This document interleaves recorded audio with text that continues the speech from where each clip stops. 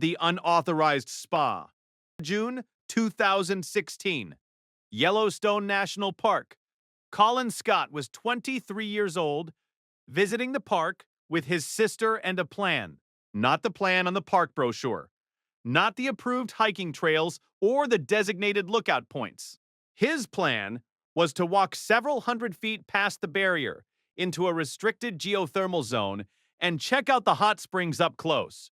Very up close. The goal: a natural hot bath. Yellowstone locals call this hot potting. Park rangers call it a federal offense. The springs themselves don't call it anything. They simply take note of whoever arrives. Colin leaned over to test the water temperature. He slipped and fell in. The water temperature was 199 degrees Fahrenheit. His sister had been filming as they walked out to the spring. Rescue teams arrived and found Colin in the pool, but conditions prevented immediate recovery. They returned the next morning. Colin was no longer there. What remained on the shore? His wallet and his shoes, arranged neatly beside the water's edge. The spring had a strict no-return policy, and it enforced it completely. Park authorities later filed a report. The sister faced no charges but has not spoken publicly since. Man's best enemy. For 13 consecutive summers, Timothy Treadwell traveled to Katmai National Park in Alaska and lived among grizzly bears. He gave them names. He spoke to them on camera, gently, the way someone talks to a dog they've known for years. He wrote books about them. He founded a bear protection nonprofit. He told anyone who would listen that the bears understood him, that a bond existed, that the wilderness was a shared space, and the bears had accepted him as one of their own. He believed every word of it. The bears had not read his books. In October of 2003, after an argument with an airline ticket agent over a change fee, Timothy and his girlfriend Amy returned to the campsite for one additional week. Past the point when most of the familiar bears had gone into hibernation, a large male the camp had never encountered arrived instead. Old, hungry, completely unfamiliar with the arrangement Timothy believed was in place. Timothy's camera was running. It captured 6 minutes of audio before the battery ran out. Filmmaker Werner Herzog later listened to the recording in private. He told one of Timothy's close friends, "I will not let you hear this tape." He then made a documentary about Timothy's life. In the film, staring into the eyes of a living grizzly bear, Herzog says he sees only overwhelming indifference. The bear, for its part, did not dispute this. A noble gesture. July 1981, Yellowstone National Park, the Celestine Pool, a geothermal spring sitting at just under 200 degrees Fahrenheit. A group of visitors were parked at the edge of the area when a dog belonging to one of them jumped from an open car window and into the spring. Its owner froze. A stranger named David Kerwin, who had no connection to the dog or its family, was watching. He assessed the situation in approximately 1 second. And then he acted. David dove in to save the dog. The dog did not make it. Neither did David. Though not immediately. Park rangers pulled David from the water. He had sustained third-degree burns across virtually his entire body. He had gone blind on contact with the water. He was evacuated by air and died in the hospital the following morning. But not before making one statement. One documented, real, on-the-record statement. He looked at the ranger and said, "That was a stupid thing I did." Hard to argue with the man. He had the last word. And, honestly, the most accurate one. The Florida condition. 2024, Yellowstone National Park. A 47-year-old man from the state of Florida arrived at the park on a day that would later require a significant amount of paperwork. He had been drinking. He had also apparently been thinking, though the two processes were producing very different outputs. A bison was standing nearby, as bison do, occupying its rightful place in the landscape it has inhabited for 10,000 years. The man decided this was an interaction worth initiating. He walked up to a 900-pound wild animal and kicked it. The bison responded in the manner that a 900-pound animal typically responds to being kicked by a 47-year-old from Florida. The man was subsequently charged with public intoxication in a national park, approaching wildlife within the prohibited distance, disturbing wildlife, and disorderly conduct.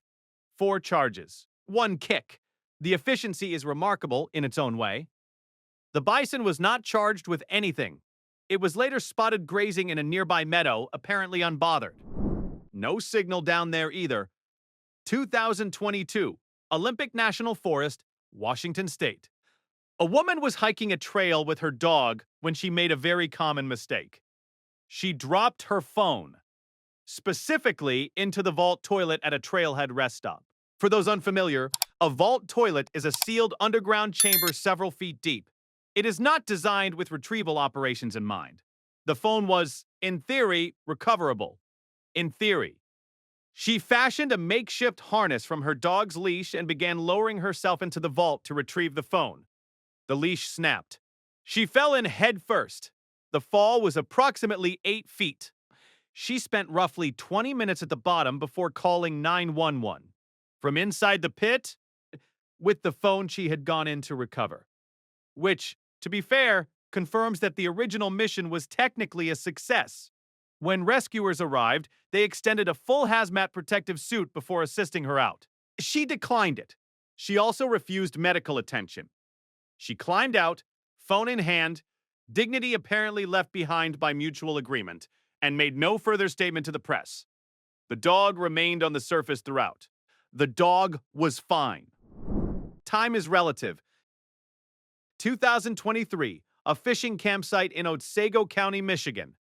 A woman was spending the day at the water's edge when her Apple Watch slipped from her wrist. The watch, a device engineered to monitor her heart rate, track her steps, record her sleep patterns, and generally keep a detailed log of her physical well-being, landed in the pit toilet. She looked at the situation. She made a decision. She leaned in to retrieve it. She fell in. Rescue crews were called after hearing someone screaming from within the outhouse structure. They arrived, assessed the situation, and extracted her safely. A firefighter present at the scene, when asked for comment, reportedly offered 3 words: "Just let it go." The watch had been tracking her heart rate the entire time. Whatever it recorded in the moments between the lean and the fall was, presumably, a new personal best. The watch survived without damage. It is unclear whether this is comforting or the opposite. The nap that over-delivered.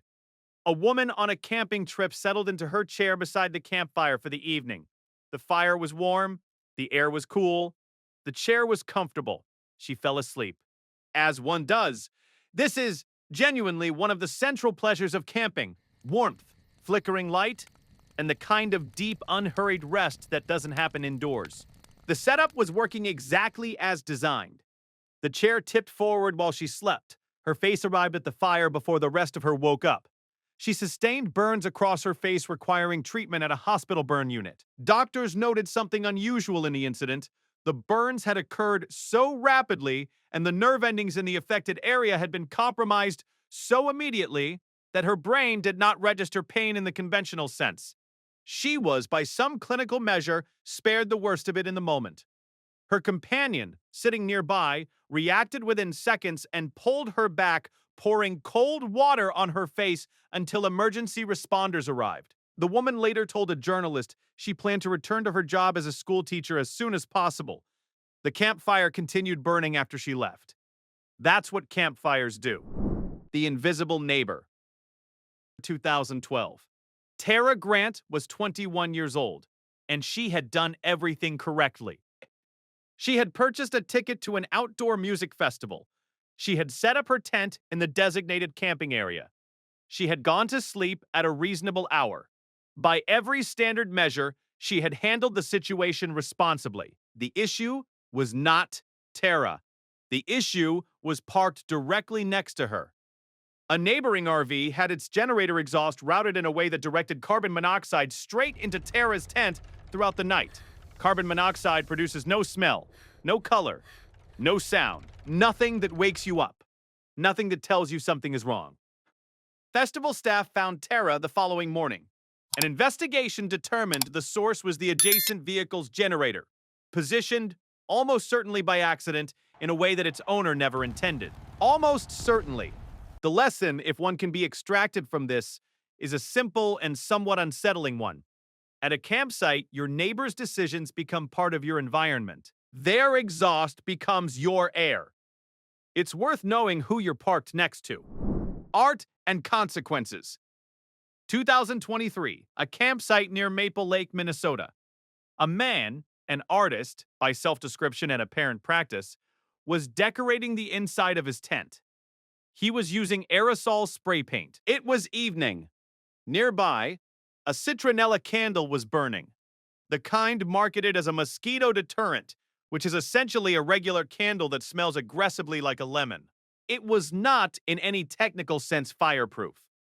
Nothing about this setup had been labeled as dangerous. It simply was. Aerosol propellant vapor is highly flammable. The candle provided ignition. The tent, being a sealed fabric enclosure full of flammable fumes, took care of the rest. 4 people sustained burns.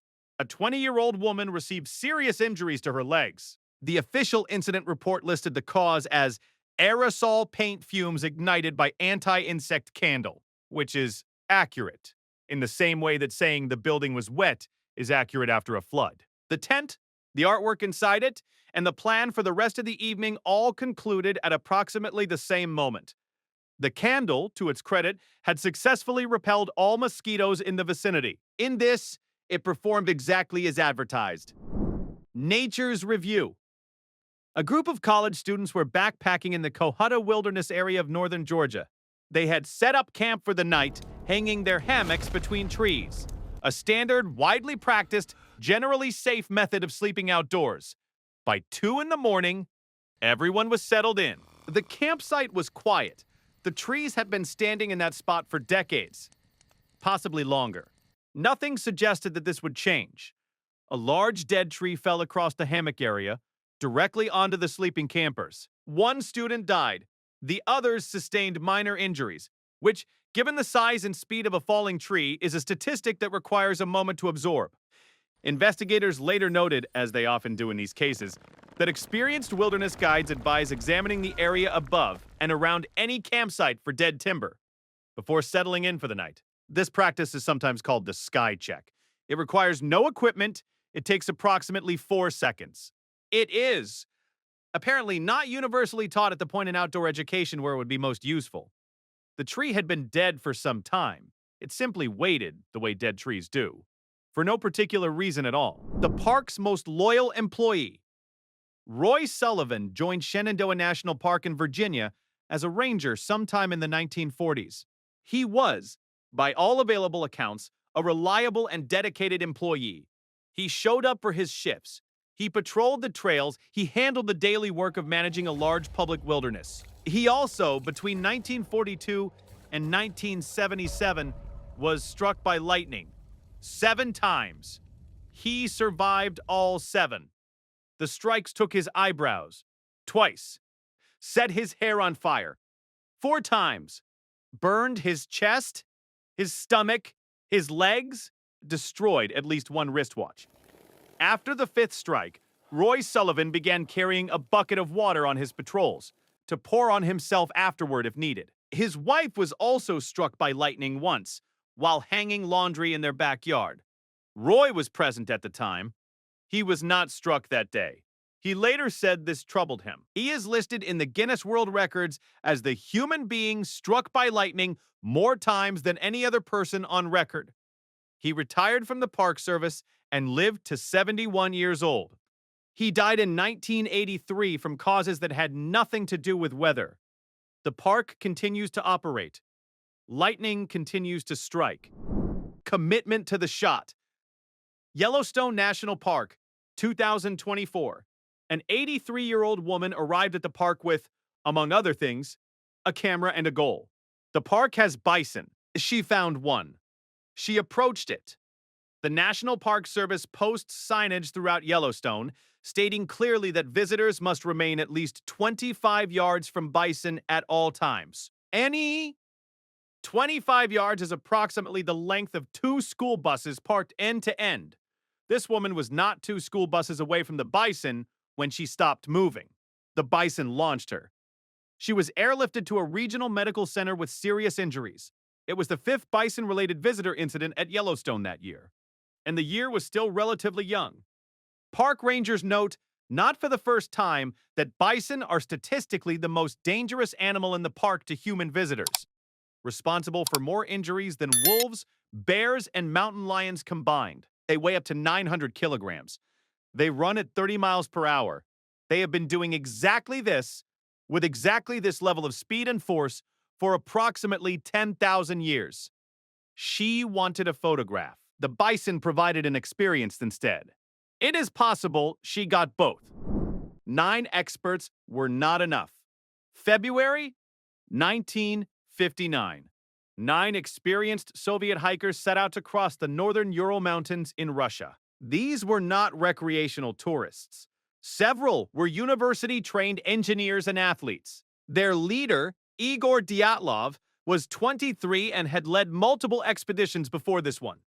The route they had planned was classified at the highest difficulty rating in Soviet mountaineering. They were prepared. They were qualified. They had done this before. For the first several days, everything proceeded as planned. On the night of February 1st, something happened inside or near the tent. Something serious enough that all 9 of them cut their way out of the tent from the inside and ran. Rescuers found the campsite 9 days later.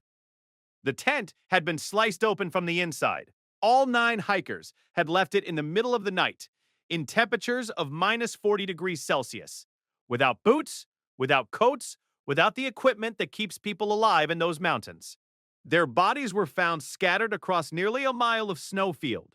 Some showed injuries that forensic specialists compared, privately, to the trauma caused by a high-speed vehicle impact, with no corresponding external wounds.